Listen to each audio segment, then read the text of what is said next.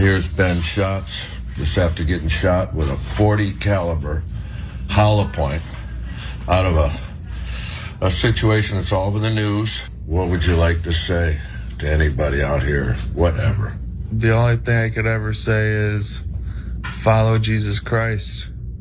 He got me through this. I should have been dead from where I was shot.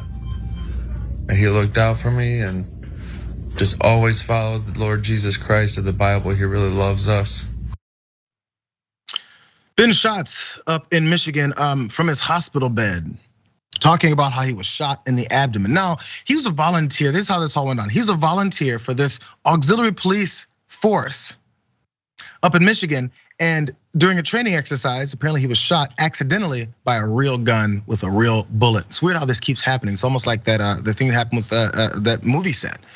No one expected this to go down. Let's look at the details of what happened here. So Ben said it happened during a lull in the action. It was after their last scenario in which he played the role of a bad guy and ambushed an officer. And quote, and the scenario was over. We were all kind of smiling and laughing because he learned, wow, I almost got killed. He's talking about the other officer that then shot him. I almost got killed. We've got to get it together. And I turned around and I just heard boom, is what Ben said. And I realized, oh my God, the cadet that was backing him in this scenario just shot me. Ben says that everyone on the training op had either a fake firearm or a real firearm, and that they were responsible for clearing it before they got started. Meaning that you remove the magazine, which holds the bullets, and you check the chamber to make sure there's no bullet inside of it. I don't know why in the world this guy walked out without an orange gun or at least a weapon that had been cleared, because that's the rule. I don't think they were necessarily intentionally trying to hurt me. I think it was just an incredible case of negligence. Now, he mentioned the orange gun there.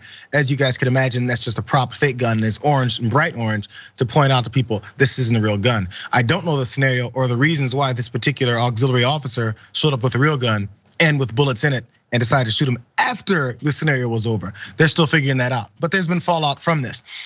The city of Taylor, Michigan, temporarily suspended the entire auxiliary program pending the outcome of the investigation, and this year's class of cadets will have their graduation ceremony, which will schedule for Saturday, postponed. All over this. Now, the auxiliary unit helps the Downriver City's police force during emergencies, large events, shopping center, anti-crime programs, and property checks. Auxiliary officers carry their own personal firearm and must have a concealed pistol license.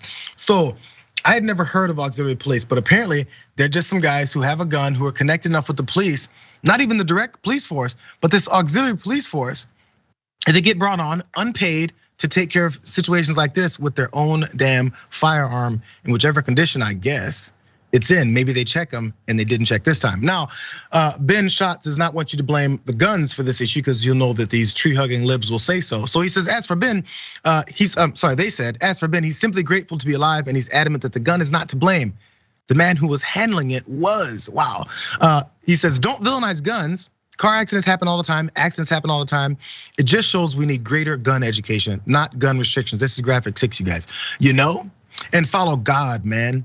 He's real, he legit saved my life. The way I got shot, it's a miracle. And I'm just praying for him, praying to him the whole time. So I watched further about the things that Shots is going through. He's in constant pain, he's in the hospital. He didn't know if he's gonna survive, and now he's made it.